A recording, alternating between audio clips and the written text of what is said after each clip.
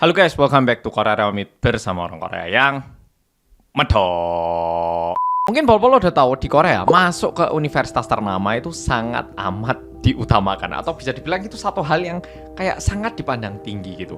Di Indonesia juga sih, kalau misalnya ada anak lulusan UI, ITB atau UGM pasti kayak kesannya wah. Tapi di Korea ketika seseorang itu lulusan Seoul University, Korea University atau Yonsei University itu pasti kayak lebih wah lagi gitu.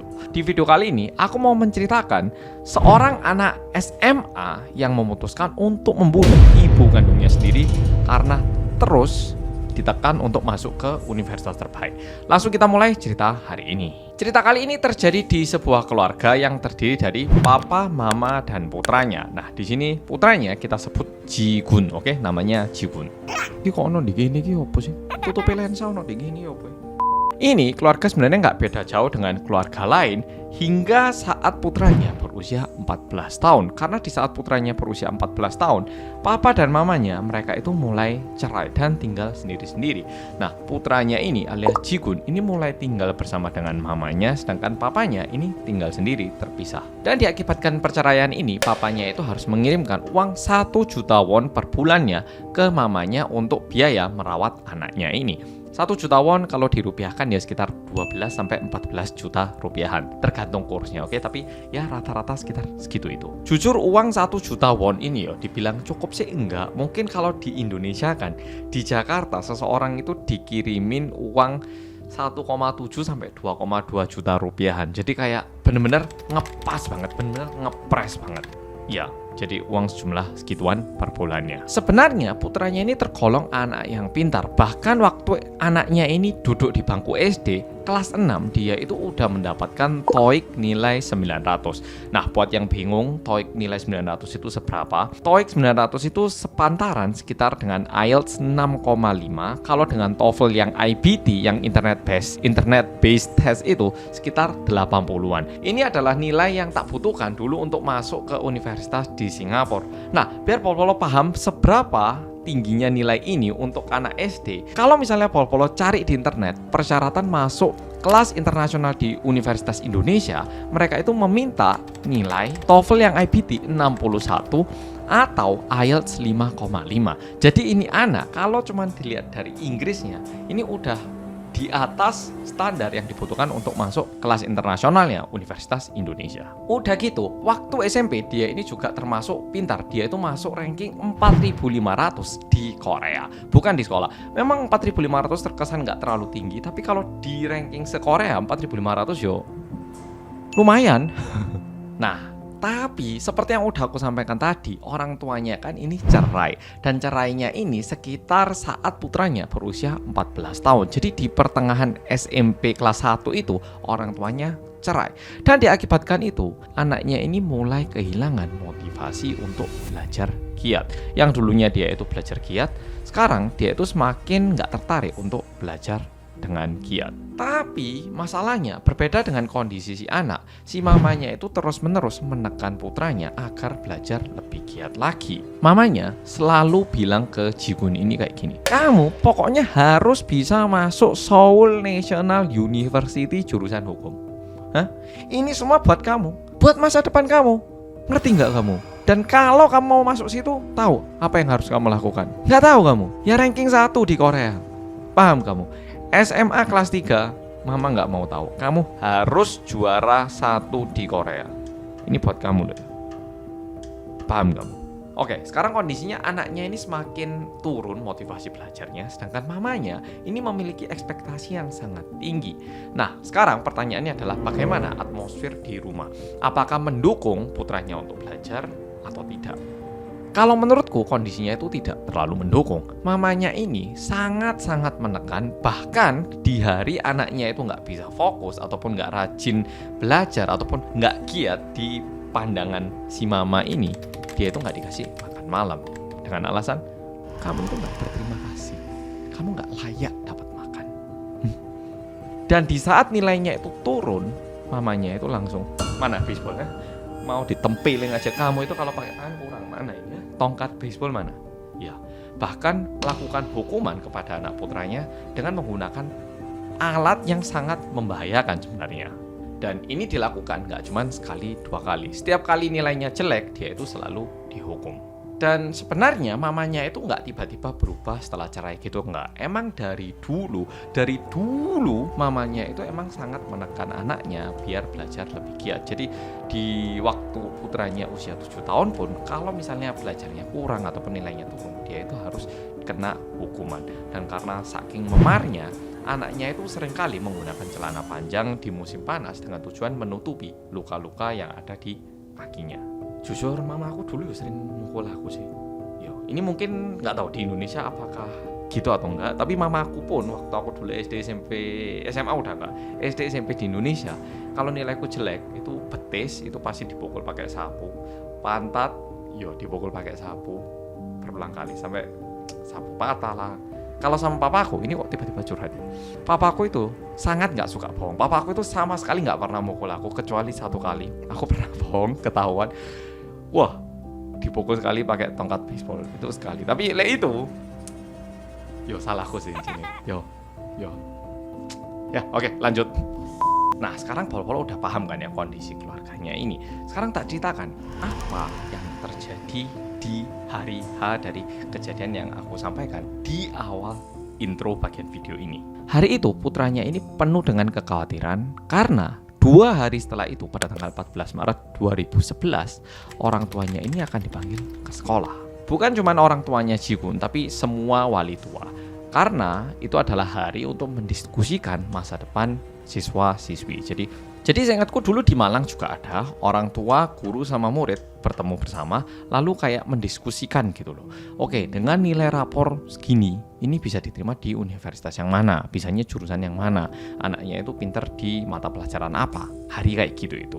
Dia ini penuh kekhawatiran karena nilainya itu tidak setinggi yang diharapkan oleh mamanya. Putranya ini, Jigun ini, rankingnya itu sekitar 4.000 di Korea. Sebenarnya nggak bisa dibilang buruk, tapi nggak setinggi yang diharapkan oleh mamanya. Karena mamanya itu berharap anaknya itu bisa ranking 1 di Korea. Jigun di tanggal 12 itu, dia tuh ngeliat rapornya, waduh ini 4.000. Ini kalau tak tunjukkan mamaku, wah buyar ini aku. Dia mikir, ya udahlah, tak hapus, lalu tak ganti jadi ranking 62 gitu. Mungkin kalau misalnya diganti ranking 1 terlalu kayak bohongan, jadi dia hapus 4.000-nya ini dan diubah menjadi angka 62. Seolah-olah dia itu ranking 62 di Korea dan itu yang ditunjukkan kepada mamanya. Dan tentu Jigun itu melakukan ini karena dia tahu kalau misalnya mamanya tahu dia itu ranking 4.000, wah dia itu pasti dimarahi habis-habisan. Nah, setelah diganti jadi 62, berhati-hati dia tunjukkan lapornya kepada mamanya. Ma, ini hasil ujian tryout kemarin, Ma. Kayak gitu. Mamanya reaksi kayak gini. Ini hasil tryout kamu. Loh, kamu ini masuk 10 besar aja nggak bisa. Kamu ini goblok banget. Contoh ya kayak gitu. Lungset nih. Nah, setelah itu mamanya itu nyuruh anaknya untuk melakukan posisi push up. Dan setelah itu mamanya ngambil stick golf dan juga tongkat baseball untuk memukul putranya.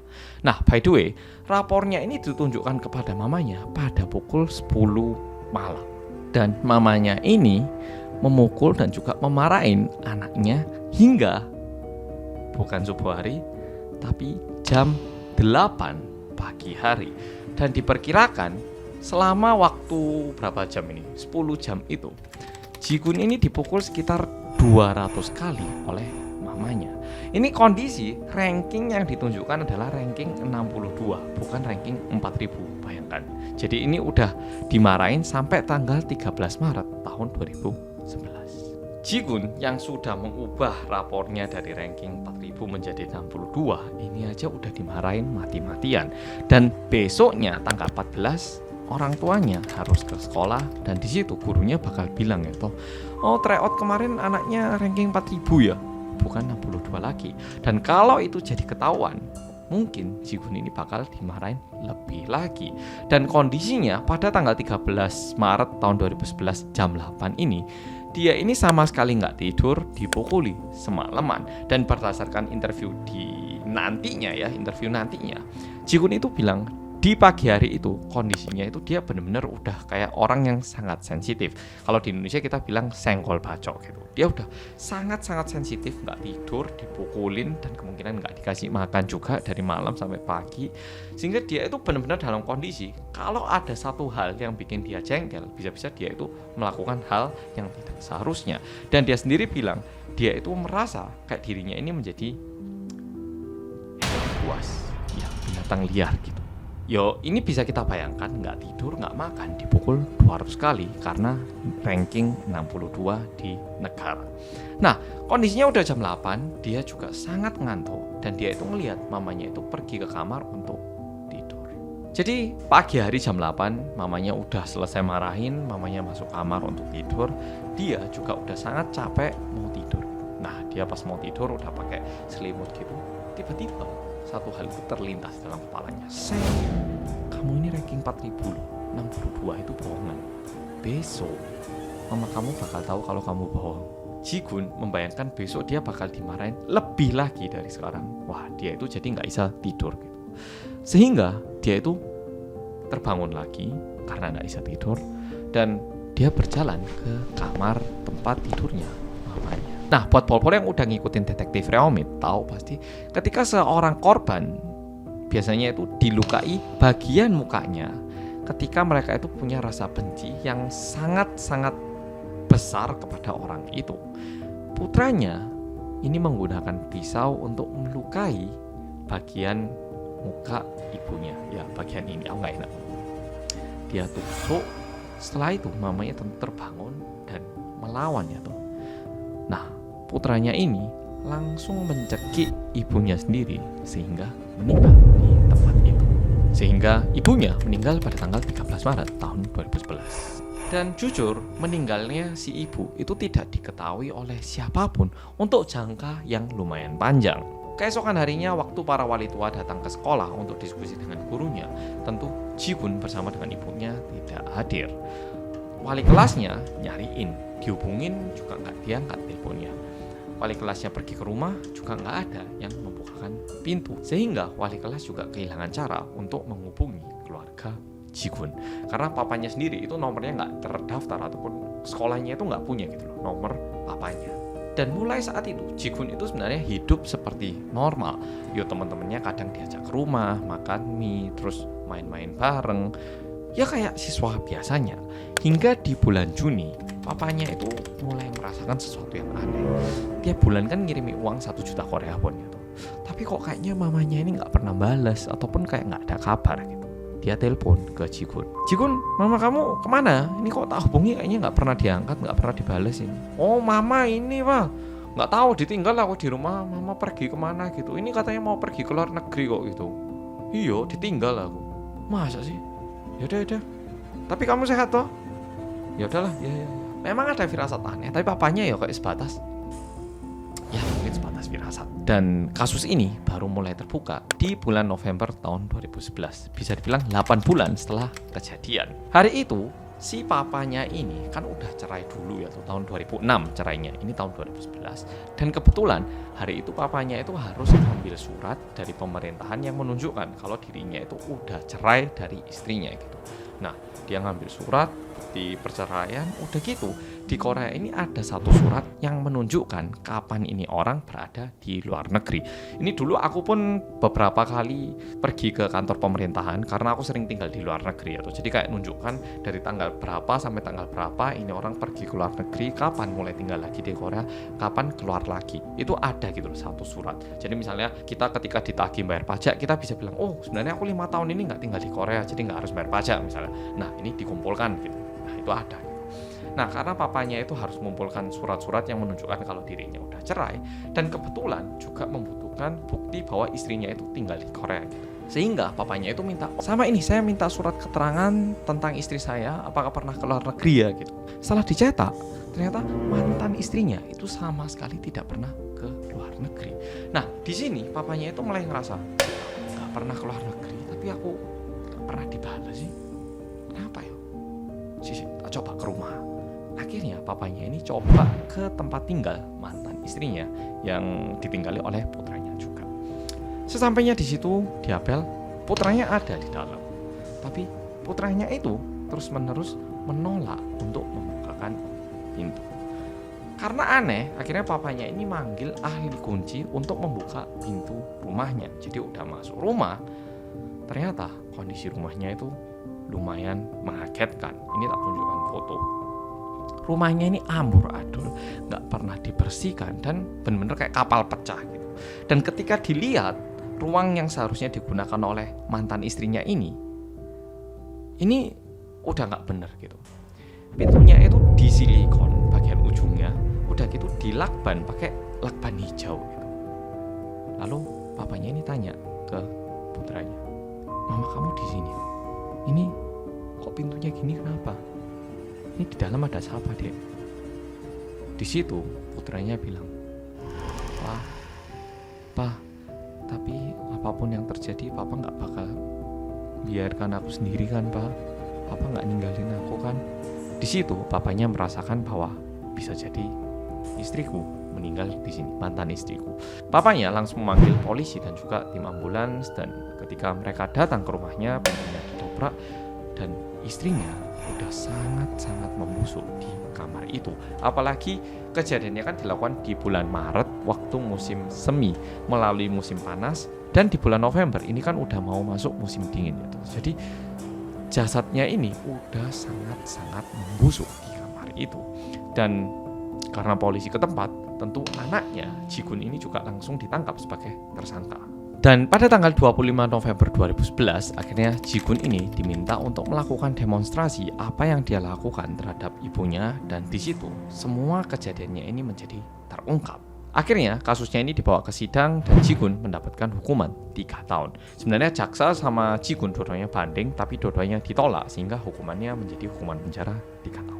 Dan jujur, hukuman 3 tahun sebagai seseorang yang melakukan pembunuhan ini tergolong sangat ringan, karena pembunuhan itu biasanya hukumannya itu minimal 7 tahun. Jadi bayangkan bunuh orang, hukuman penjara 3 tahun, lumayan singkat ya toh. Ya, jadi ini tergolong hukuman teringan untuk seseorang yang melakukan pembunuhan. Apalagi korbannya itu sebenarnya adalah orang tuanya sendiri. Dan dibalik semua ini sebenarnya ada satu cerita yang disampaikan oleh staf yang membersihkan rumah gitu. Jadi ada staf yang membersihkan rumah tempat orang meninggal gini. Jadi dikatakan bahwa kamar TKP-nya ini itu lumayan tragis, cipratan darahnya itu lumayan brutal, dan orang yang membersihkan pun bisa merasakan adanya energi kemarahan saat Ji-gun ini membunuh ibunya. Jadi kayak waktu membersihkan pun bisa merasakan gitu, wah ini benar-benar brutal banget gitu. Dan mungkin anaknya itu udah benar-benar nggak tahan, sehingga waktu dia melakukan pembunuhan itu sangat-sangat tragis gitu. Bayangkan energinya itu masih terasa meskipun pembusukannya itu udah berjalan 8 bulan. Dan ternyata Ji-gun sendiri setelah melakukan pembunuhan, dia itu beraktivitas kayak biasanya. Dia itu punya pacar, terus juga kadang kumpul-kumpul sama temennya di rumah, ya kayak biasanya gitu. Tapi bedanya dia itu benar-benar kayak ngelepas semangat belajarnya. Jadi udah sama sekali nggak belajar dan hidup apa adanya. Dan waktu dia di penjara, dia itu mengirimkan satu surat kepada temannya. Ini tak bacakannya. Isi suratnya kayak gini. Orang tua selalu bilang, lihatlah impian yang besar, ataupun punyalah impian yang besar gitu. Tapi wali tua menyuruh kita fokus apa yang ada di depan mata kita, kayak ujian, ulangan. Orang tua bilang, berjalanlah bersama teman-teman kamu. Tapi wali tua bilang, kamu harus di depan saat berjalan sama teman-teman kamu. Artinya harus lebih pinter, nilainya lebih tinggi dikit gitu ya. Orang tua bilang, wujudkan impianmu. Tapi wali tua gak memberikan waktu untuk seorang anak bermimpi. Ya, ini sebagian dari pesannya. Ini bisa dibilang benar ya. Ketika orang tua bilang ke anaknya, itu benar. Tapi ketika orang tua ini menjadi wali tua, yang disampaikan sedikit berbeda. Dan sebenarnya kasus ini itu menjadi sangat ramai di Korea, dan juga cukup banyak orang yang mempertanyakan apakah anaknya ini psikopat atau tidak, karena membunuh ibunya sendiri dan membiarkan ibunya membusuk selama 8 bulan. Tapi itu yang kita pikirkan sebagai orang biasa. Tapi ada ahli yang bilang bahwa sebenarnya ini bukan karena Ji-gun ini psikopat, tapi ini merupakan dampak dari abuse child syndrome, alias anak yang mengalami kekerasan. Jadi lebih tepatnya selama 8 bulan, kalau dia ini seorang psikopat, dia itu akan berusaha untuk membuang ataupun menghapus jejak-jejak yang dia lakukan. Tapi yang dilakukan Ji-hoon, dia itu cuma hidup, ya nggak belajar, ya nggak gimana, alias dia sendiri itu nggak tahu apa yang harus dia lakukan. Jadi bisa dibilang dia itu benar-benar kayak lost dan ya berdiam gitu, ya nggak belajar, ya nggak berusaha menutupi, benar-benar kayak nggak tahu apa yang harus dia lakukan. Dan di sidang putranya itu bilang, cita-cita saya itu bukan menjadi orang yang terpintar ataupun sukses. Cita-cita saya itu pengen jadi karyawan perusahaan yang biasa, yang sama kayak orang-orang lain. Dan setelah aku baca-baca, ada satu kalimat yang paling ngena menurutku. Memang di kasus ini, di pengadilan, ibunya ini menjadi seorang korban. Tapi sebenarnya keduanya merupakan seorang korban. Yang satu merupakan korban pembunuhan, yang satu merupakan korban kekerasan dalam rumah tangga. Dan satu hal yang mungkin perlu kita ketahui, mamanya sendiri itu sebenarnya mengalami kekerasan dalam rumah tangga di saat usia SMP. Mamanya ini kehilangan ibu kandungnya di saat dia SMP dan tinggal bersama dengan ayah dan juga adik laki-lakinya. Dan mungkin Asia zaman dulu, papanya itu lebih suka anak putranya. Sehingga di usia mudanya, mamanya yang juga merupakan seorang anak dulunya ini menjadi tempat sampah untuk ayahnya. Tempat untuk ayahnya meluapkan emosi negatif. Bukan disayangi sebagai seorang anak, tapi menjadi tempat ataupun wadah menerima emosi-emosi negatif dari ayah kandungnya. Dan dia bisa melihat adik putranya itu disayang sedangkan dirinya dibenci. Dan diperkirakan yang membuat ibunya melakukan kekerasan kepada putranya adalah kakeknya yang melakukan kekerasan kepada ibunya ini juga diturunkan kepada putranya ini. Dan pada tanggal 24 November 2014 ini ada berita yang berputar tapi nggak pasti gimana, dia itu udah bebas dari penjara dan setelah itu dikabarkan dia menikah dengan pacarnya yang dulu dan sudah punya seorang anak. Dibandingkan dengan kasus-kasus pembunuhan yang lain, kasus ini dipandang sedikit berbeda karena di satu sisi dia ini merupakan korban dari kekerasan dalam rumah tangga meskipun dia ini juga merupakan seorang pelaku pembunuhan. Sehingga orang-orang tidak membenarkan kalau dia itu melakukan hal yang benar, tapi di satu sisi orang-orang juga melihat kalau dia ini memiliki luka yang besar yang membuat dirinya harus melakukan tindakan seperti itu. Oke pol-polo, video kali ini sampai di sini. Nah, buat pol-polo yang punya anak ataupun pol-polo yang sekarang masih di bawah naungan orang tua, satu kalimat ini yang pengen tak sampaikan. Jangan pernah jadi korban dan juga jangan pernah jadi tersangka. Dan kalau misalnya kamu korban, carilah bantuan. Kalau kamu tersangka, sadarlah diri sebelum lebih telat lagi. Oke pol-polo, makasih sudah nonton video kali ini dan sampai jumpa di video berikutnya.